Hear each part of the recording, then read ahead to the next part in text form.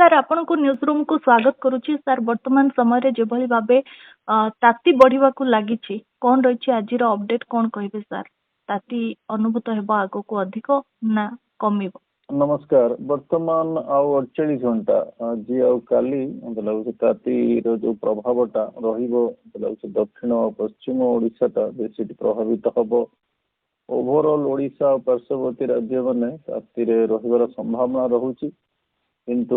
6 तारीख पर हमर 5 तारीख पर तातीर जो मात्राटा कमी जिबार संभावना मत लागुछि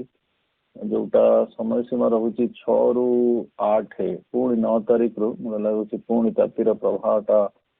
आरंभ हबो आउ 11 पर टिके तातीर जो मात्रा आउ विस्तृति टिके बढ़िबार संभावना लागुछि। तेणु वर्तमान एपिसोड जो 1 रु आरंभ होइतला मत लागुछि से 5 पर्यंत चलिबो और 6 रु टिके तातीर प्रभाव कमिरार यथेष्ट संभावना लागुछि। आगे सर सर हमर किछि कमेंट सेक्शन रे रहिछि क्वेश्चन आग भली आमे बसंत ऋतु अनुभव करि पारुछि कि कोन कहिबे सर ए विषय रे काहेकि पूर्वरु जे भली भाबे आमे अनुभव हेउतला बसंत आसिले तो वर्तमान ताहा सेही भली किछि अनुभव हेउछि कि हाँ आपनकर विश्लेषण ठीक अच्छी आमर बसंत ऋतु गोटे ट्रांजिशन सीजन भाव कनसीडर करा जाए आमर शीत रो ग्रीष्म किंतु वर्तमान बसंत ऋतु रे आमर ही ग्रीष्मर प्रभाव देखा मिलूँ। आर वर्ष फेब्रुआरी मासरे हीट कंडीशन थिला ए वर्ष भी रहुची और विगत किछि वर्ष रहुची। तेणु बसंत ऋतुर जो प्रभावटा आमर टिके संकुचित हला भलिया लागुची। आज्ञा सर सर खरा दिने ओडिशा रे काल बैसाखी झड़ वर्षा होता है किंतु दक्षिण भारत एवं उत्तर भारत जो रही सेठारे जदि वर्षा हुए याको काल बैसाखी कह जाए ना आउ किछ नहीं। उत्तर भारत रे जदि वर्षाटा हुए शीत दिने सेटा पश्चिमा झड़ प्रभाव हुए। पश्चिमा झड़टा मेरु अंचल कि भूमध्य सागर अंचल आसी थाए तेणु सेटा पश्चिम झड़ वर्षा कह जाए। सेमती दक्षिण रे जदि शीत दिन में वर्षा हुए तो आम उत्तर पूर्व मनसून प्रभाव भी हुए कि घूर्णिबलय प्रभाव हुए। तेणु से वर्षा को काल बैशाखी वर्षा कह जाए। केवल ओडिशा बिहार पश्चिम बंग झारखंड छत्तीसगढ़ उत्तर प्रदेश यही अंचल जिते बैशाखी बैशाखी मान प्रबल जो ग्रीष्म प्रभाव आरंभ हुए अब जो स्थल भागटा उत्तप्त हुए तेणु सेटा हूँ मेन तार मुख्य कारण से झड़ वर्षा को सृष्टि करने। तेणु से काल बैशाखी आख्या दि जाए और सहीटार जो समय सीमा रुहे सेटा हूँ एप्रिल और मे मास। आज्ञा सर सर क्यों कारण लघुचाप घनीभूत होता है कारण जेबे लघुचाप सृष्टि हुए घनीभूत बोली गोटे वाक्य आसे घनीभूत कौन टिके बुझे कहते घनीभूत मैंने आप जो लघुचाप क्षेत्र देखुंत कि घूर्णिबलय देखुंत कि साइक्लोन कहते से गोटे स्टेज नुहे तार विभिन्न प्रकार स्टेज अच्छी जमी गोटे आम घूर्णिबलय को घूर्णिबलयटा लघुचाप हम लघुचापटा अवपात हम अवपात गभीर अवपात तापर बात्या तापर भीषण बात्या तापर अत्यंत भीषण बात्या तापर हमर सुपर साइक्लोन ये जो स्टेज गुरा क्लासिफिकेशन कि हमर पवन रो बेग को निया जायता जेतबेले कह जाउची जे घनीभूत होउची ता माने तार पवन बेग बढ़ी बढ़ी जाउची। लघुचापटा अवपात हो माने तार जो पवन रो बेगटा बढ़िबो तेणु पवन रो बेगटा जेतबेले बढ़े ताको हम कहउची जे घनीभूत होउची। वर्तमान सर जदिओ दिन बेला भीषण गरम अनुभूत होउची जदि तुलना करिबा तबे रातिर तापमात्रा ठंडा अनुभव होउची कारण आम जानिबार विषय केबेठू राति तापमात्रा रे भीषण गरम अनुभव हेबो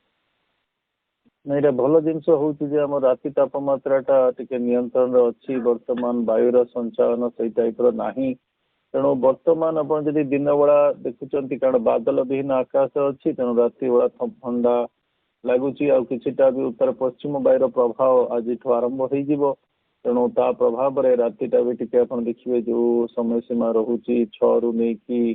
9 तारीख पर्यंत ठंडा अनुभव करेंगे कारण बादल विहीन आकाश आके स्थल भागटा गरम हो जाऊँगी तेणु राति बेला ठंडा हो जाऊँगी। वर्तमान जो लगुच समय सीमा 11 जो 17 समय सीमा लगुच से तातीर जो मात्राटा बढ़ मत लगुच दिन तापमात्रा भी बढ़ राति तापमात्रा भी बढ़। सर विगत दिन में फेब्रुआरी प्रथम अर्धरू आम मध्याह्न समय सामुद्रिक पवन प्रभाव देखुलु किंतु कालक्रमे ता धीरे धीरे बंद होगा लगिलानी जहाँ भी सामुद्रिक पवन होउची ता केवल संध्या समय रे ताहा भी पुणी अल्प समय पई होउची एहा पछरे कोन रहिछि कारण आपण जो पवन रो प्रभावटा जलभाग स्थल भाग को होता तार कारण मुख्य कारण हूँ आपण तापमात्रा तारतम्य थाए आमर जलभागटा टिके ठंडा थाए स्थल भागटा गरम थाए तेणु स्थल भागटा गरम हो गले वायुर चाप रे परिवर्तन आसे जल भाग स्थल भागर प्रभाव चले जो वायुर किंतु एबे गोटे ओभरऑल आपण देखिले जल भाग भी ताती रोची स्थल भाग भी ताती रोची तेणु किछिटा जो चाप वायुर चापर जो तारतम्य रहा कथा से तारतम्य भी टिके कमी जाऊँगी से कि वायुर जो चलनटा जल भाग स्थल भाग होनी स्थान विशेष विशेषण करा पड़ो मुझे गोटे जेनेरिक आंसर दूची तेणु तापमात्रा तारतम्यटा वायुर जो प्रभावटा को बहुत प्रभाव प्रभावित करें तेणु तापमात्रा तारतम्य रहा दरकार जल भाग और स्थल भाग आज्ञा सर सर एबे किछि वर्ष हेबो काल बैसाखीर प्रभाव नाही कहले चले जोंथिपई अस्वाभाविक गरम राति समय मध्य जारी रहउछि किंतु हीट डोम भली परिस्थिति मध्य उपजिछि कालक्रमे ता आगो को जारी रहिबो ना वर्ष को वर्ष एथिरे कोनसे परिवर्तन आमे देख परिबो हाँ यहाँ भल प्रश्न आप पचार आमर राति तापमात्राटा बहुत डिफिकल्ट आपंकर दिन तापमात्रा तथा आम कम समय रहू तेणु सहयोग कर शक्ति था राति तापमात्रा जदि आप रेस्ट न ने बहुत आम स्वास्थ्य प्रति क्षतिकारक होता है जोटा आप कहले काल बैशाखी हाँ काल बैशाखीटा आप तापमात्रा नियंत्रण कर बहुत हेल्प करता है कारण जो अपराह समय काल बैशाखीटा हो जाए जो दिन तापमात्रा बढ़ी थाए से पुणी नियंत्रण अवस्था को आसी जाए आम 2024 गोटे मसीहा देखली जो काल बैशाखी जमा रही पछक पछ हिट वेव रहा इंटेंस गरम कंडीशन रहा बहुत लोकंर मृत्यु होता किंतु वर्तमान मत लगुच 2025 काल बैशाखीर संभावना रही पारे तेणु काल बैशाखी हवा द्वारा मत लगुच ओभरऑल जो तापमात्रा जो वृद्धि घटब से नियंत्रण रहा कि आपणकर जो राति तापमात्राटा किछिटा मात्रा नियंत्रण हो 2025 2024 टे अधिका परिस्थिति थिला मत लगुच 2025 राति तापमात्राटा कंट्रोल रहा काल बैशाखी आम एप्रिल मे मसरे देखिबार मत यथेष्ट संभावना लगुच जदि आम विश्व स्तर में जलवायु परिवर्तन रे गोटे विराट पदक्षेप नेबा तेबे कोन आम आगामी 2030 मसीहा बेलू जलवायु परिवर्तन को नियंत्रण को आनी परिबा आपनकर प्रश्न भल अच्छी किंतु आपनकर जो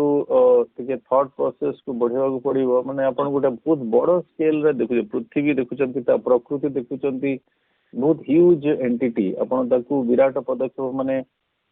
ऑलरेडी हमर चली जे हमें फॉसिल फ्यूएल कम यूज करबा alternate energy solar energy wind energy करबा वाटर बॉडी को हमें प्रिजर्व करबा किंतु वर्तमान किछटा रिपोर्ट आसुची आईपीसीसी रो भी से वर्तमान अपन जब एमिशन टोटाल बंद भी करदे ताहले भी आपन जो संतुलन माने लॉस से संतुलन को पुणी आनिबा बहुत काठिकर पाठ किंतु किछटा एफर्ट हवा दरकार किंतु से एफर्ट भी टिके त्वरान्वित हवा दरकार माने टिके एग्रेसिव वे जीवा दरकार कारण बहुत शीघ्र शीघ्र नेचर आपन को रेस्पोंड करूची आपनकर सही भलिया मिटिगेशन आउ प्रिवेंटिव स्ट्रेटजी रहिवा दरकार तेणु ये गोटे बहुत बड़ समस्या किंतु आपन की धीरे धीरे स्लो एंड स्टेडी प्रोसेस रहिबा दरकार कारण ताधरे हमर किछटा इकोनॉमी भी प्रभावित होबार भी संभावना रहउची तेणु गोटे क्लाइमेट जस्टिस वर्तमान बहुत बड़ डिबेट चली बहुत दिगतार अच्छी कंट्री मान भितर जो रेस्पॉन्सिबिलिटी रोचे फोसिल फ्यूएल को लेकिन तार कमिटमेंट को लेकिन बहुत बड़ दिग तेणु आप कम करने को पड़ो कि इमिडिएट रिजल्ट अपेक्षा करा से जलवायु परिवर्तन को एक हालुका आलोचनार विषय भावे उभय सरकारी और बेसरकारी स्तर में जारी रही जदि एपरी क्रम जारी रुहे आगो को मनुष्य समाज प्रति केते क्षतिकारक हो पारे यहाँ गोटे भल प्रश्न कारण यहाँ बहुत सीरियस जिनस कारण आपणकर वर्तमान तापमात्रा 1.5 ऊपर चलीगला जोटा 2030 पर्यंत हबार थिला इनिशियल प्रोजेक्शन रे वर्तमान 2025 रे आपण देखुचंती 1.5 ऊपर चलीगला तेणु वर्तमान आम दुई आड़ को अग्रसर होचु तेणु बहुत सीरियस पदक्षेप नबार अच्छी आपणकर विश्लेषण करेंगे डिबेट करेंगे एक्शन नेबे आ कारण एक्सट्रीम इवेंट जो होची बहुत लोकंकर क्षयक्षति होची आ इकोनॉमी रो भी लॉस होची तेणु तू सीरियसली याकू नबार अच्छी आ कि जो पदक्षेप दरकार सरकारी बेसरकारी इंडिविजुअल स्तर रे ताकू नबा उचित आकु समस्त को भी अवेयर करवा दरकार तेणु तापर आम किछिटा आर प्रभाव को कमई पारिबा। एबे सामुद्रिक वायु प्रभाव थाई मध्य आमे बादल विहीन आकाश कौन पाई देखुछे आगो को एथिरे परिवर्तन हेबो कि सर? सामुद्रिक वायु रही जलिले बादल हम से किसी माने नहीं बादल सृष्टि करने जो पारिपार्श्विक अवस्था जो प्रकार प्रक्रिया दरकार से प्रक्रिया बर्तमान ओडिशा कि पाख आख राज्य रे नहीं कारण आपण उत्तर पश्चिम वायु आसीबो ठंडा करदबो आपण ठंडा प्रभाव करदबो किंतु आमे किछिटा वर्षा एक्टिविटीज देखिथिलु विगत जो सप्ताह रे किंतु से वर्तमान प्रभाव नहीं तेणु बादल सृष्टि हो पारना तेणु समुद्रिक वायु आ बादल सृष्टि हवा दुटा डिफरेंट जिनस बादल सृष्टि होगापी किछिटा कारक दरकार मार्च मासरे से कारक बर्तमान नहीं देखिए मार्च 15-16 पर किछिटा परिवेश सृष्टि होवार संभावना लगी। बहुत बहुत धन्यवाद सर आपन आलोचना पे।